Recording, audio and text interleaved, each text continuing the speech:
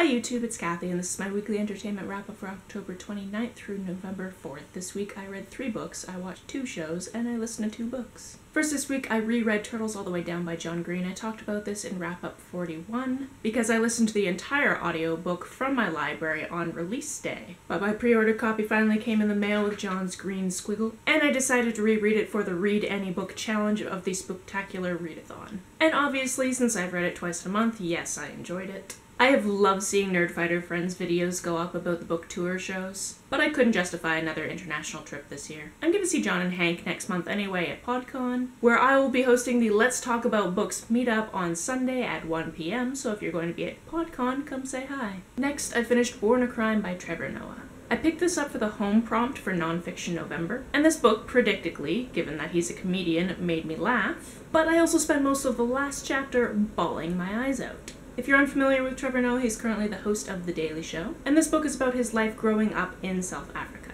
Apartheid was in full swing when he was born, and since it was illegal for a black person and a white person to have sex, and his mother is black and his father is white, he was proof that they had broken the law, hence the title of the book. I didn't know anything about Trevor's life going into this book, and holy crap, it's an interesting one. I felt so much rage over social injustices throughout this book and was astonished at how truthfully he laid out his past. I highly encourage you to read this book if you have not done so already. Finally, I tucked into the adventure that is Franklin's Flying Bookshop by Jen Campbell, illustrated by Kate Hartnett.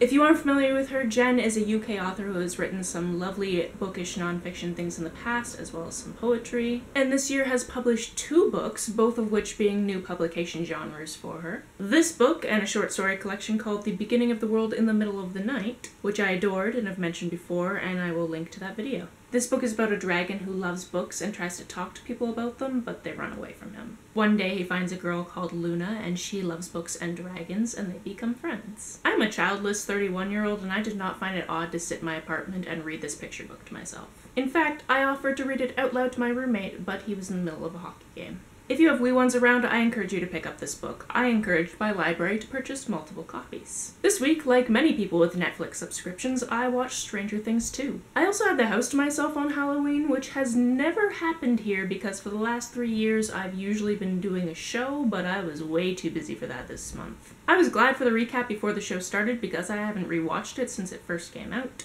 And there was a lot that went on. This season has such beautiful cinematography and editing, and my spree of watching it all in 1 week should indicate that I enjoyed it. Also, it would be perfect if people would stop sexualizing these children, because sexualizing children is hella creepy. This week on Survivor, people did Survivor things. The show is easy enough to care about it while I'm watching it, but I don't really think about much about it outside of the 42-minute runtime. This week I listened to The Lion Game by Sarah Shepard. This is the book I used for the Book with a Dead Narrator challenge for the Spooktacular Readathon, a readathon that was an actual delight, and I am eagerly awaiting Jasmine's next readathon in December. This book centers around long-lost twin sisters that only find out about each other when one of them is murdered. This book is narrated by the dead twin, Sutton, who sees the live twin, Emma, try to go meet up with Sutton, only to find that Sutton is missing. Suddenly, Emma is forced to pretend that she is Sutton, while trying to figure out if Sutton is even alive, which we, as the audience, know she is not. I didn't know going into this that this is the beginning of a series, but considering how long Pretty Little Liars dragged out, I should have known. Of course you don't know who the killer is by the end of this book. Without spoiling myself on anything, I found out that there are 6 primary works in this series, and an additional 2 books that have something to do with this series, although I was unwilling to find out what.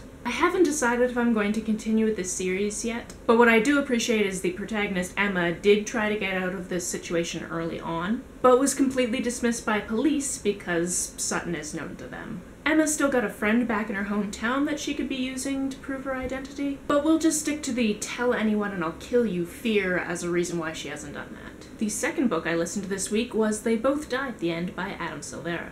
This book takes place in an alternative 2017 where there is a service called Deathcast that calls you on your end day and lets you know that you're going to die that day. This basically gives you a day to get your affairs in order. This book follows 2 boys, Mateo and Rufus, who spend the day together after finding each other on an app called Last Friend, which was designed exactly for this purpose. The narration is split between these 2 boys as they grieve their own losses, and try to live their incredibly short lives to the fullest. and also has a few short chapters following side characters. As you might guess from the title, this book is dark and sad. Mateo is only 18 and Rufus is only 17. Other side characters in this book get their death cast call too. Other important people in each of their lives have already died. And although Deathcast knows the day on which you'll die, they do not know the time or how. If this premise intrigues you, get ready to have a lot of feels about this book. That's it for this week. My next wrap-up is going to be a little wonky because I'm going to Vancouver next weekend to sell swords. And I really don't know if I'm going to try to record my video before I go or try to record it on the day I return. I'll figure it out, but likely won't have read as much given all of the convention time and working at my actual job.